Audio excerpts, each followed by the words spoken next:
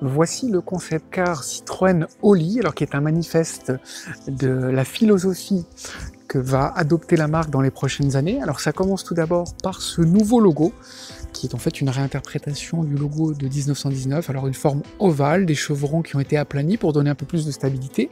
Et dans l'ensemble, en fait, on a un véhicule qui se rapproche de l'esprit de la Citroën Ami, un véhicule essentiel, un véhicule minimal et qui pourtant répond aux besoins de la clientèle. Alors on voit ici des formes très simples, très structurées, des formes qui sont plus héritées d'un registre formel architectural que de l'automobile.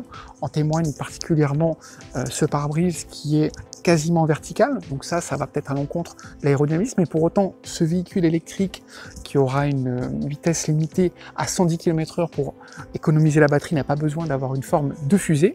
Pour autant, chez Citroën, on est adepte de l'innovation et donc on y a pensé avec des entrées d'air ici sous les phares qui vont permettre de générer en ressortant à l'aplomb du capot, en fait faire comme s'il y avait un pare-brise profilé de manière virtuelle.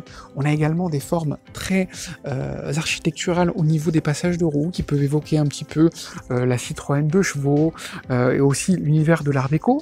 On a aussi des choses très fonctionnelles, donc sur cette porte arrière, un vitrage qui est vertical. Ça peut évoquer un petit peu la Citroën C2 et ça permet notamment quand on a de jeunes enfants à l'arrière de ne pas avoir de sensation d'enfermement et d'avoir une vitre très pratique. On a également aussi sur les côtés une poignée de porte à l'ancienne avec des serrures parce que le maître mot c'est d'avoir un véhicule fonctionnel qui a un coût de fabrication peu élevé. En termes de fonctionnalité, on a également des rails au niveau des feux à l'arrière pour pouvoir fixer des choses. L'arrière, le véhicule est un peu avec un esprit pick-up, une vitre verticale en écho aux vitres de l'avant et qui permet aussi de se replier. C'est un peu comme le véhicule de l'inspecteur Gadget, un véhicule polymorphe. À l'arrière, on a une ridelle, un plancher de chargement sur 2 niveaux.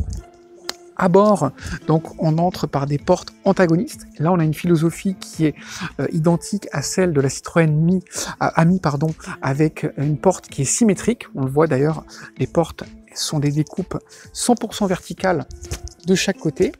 Pour ce qui concerne l'ouverture, on a un système qui peut faire penser un peu à une cuisine Ikea avec une vitre qui s'ouvre sur le côté. À bord, l'univers peut faire penser un petit peu à ce qu'il y a sur les 2 chevaux ou des véhicules d'époque, une philosophie extrêmement minimale. On a de part et d'autre une barre de son, au centre les commandes, le minimum vital, et puis dans cette partie lumineuse, on insère son smartphone, dont on retrouve en fait l'affichage devant le conducteur sur un écran qui est haute définition, puis après sur le côté, on le voit ici, on a des écrans qui sont simplement avec des pixels, ce qui permet d'avoir l'illusion d'avoir un grand écran, et c'est assez malin. Donc on a un affichage haute définition devant le conducteur, et puis des affichages, et puis des gimmicks sur le reste du pourtour. À bord, les sièges ont également une fonction minimale, ils ne sont pas réglables en inclinaison, c'est juste une armature en métal, et puis au centre, une texture en impression 3D, ça a été fait par la société BASF, pour avoir finalement quelque chose de léger, quelque chose de fonctionnel. Citroën, c'est toujours le chantre du confort, donc on a des coussins qui sont moelleux. Ça a été inspiré par l'univers de la plongée sous-marine. Et puis, je sais pas si on le voit bien sur l'image, mais au sol, c'est du polyuréthane, un petit peu comme on trouve dans les salles de gym ou sur les aires de jeu pour les enfants. Donc ça permet d'avoir une capacité d'absorption très intéressante. Autre intérêt aussi de ces sièges, lorsqu'il n'y a pas de passager à l'avant, on a quand même une certaine transparence, une certaine légèreté, ça n'empiète pas sur le champ de vision. Également d'un point de vue fonctionnel, des éléments magnétiques qui permettent de fixer des tablettes ou différents périphériques.